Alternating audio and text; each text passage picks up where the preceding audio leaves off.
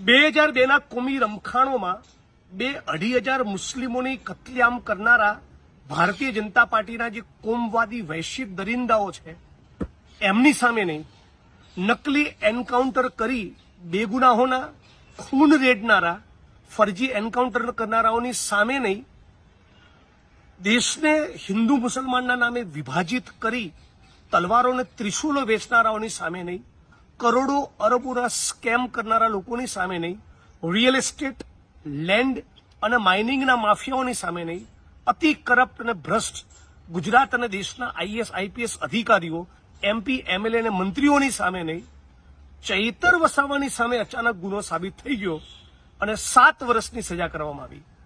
ગજબ કહેવાય નહીં? આખું ગુજરાત અને દેશ ભારતીય જનતા પાર્ટીના કાળા કામ અને ધંધાને જોઈ રહ્યું છે.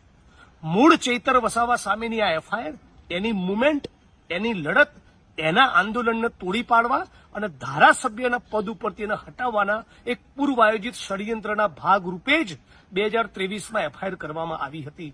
એટલે હું આને ન્યાયતંત્રનું સન્માન કરીએ છીએ, પણ આ ચુકાદા સાથે બિલકુલ સહમત નથી અને ભારતીય જનતા પાર્ટીનું આજે જેને કહેવાય નીચ કક્ષાનું જે ચરિત્ર બની ગયું છે કે આખું વિપક્ષ ગમે તે કરીને ખતમ કરો. મને પણ આસામની જેલમાં નાખ્યો હતો, મહિલા પોલીસના બાજુમાં બેસાડી એની જોડે છેડતીની મારી પર એફઆઈઆર કરાઈ, વિપક્ષના અનેક નેતાઓને ટાર્ગેટ કરવા આ જે લોકશાહી અને બંધારણની જે હત્યા થઈ રહી છે ગુજરાતમાં અને દેશમાં નરેન્દ્ર મોદીના શાસનમાં, ભાજપના શાસનમાં, એને સમગ્ર ગુજરાત અને દેશે ઓળખવાની જરૂર છે. સાથી ચૈતર વસાવાને 7 વર્ષની સજા થવી એ લોકતંત્રની હત્યા છે.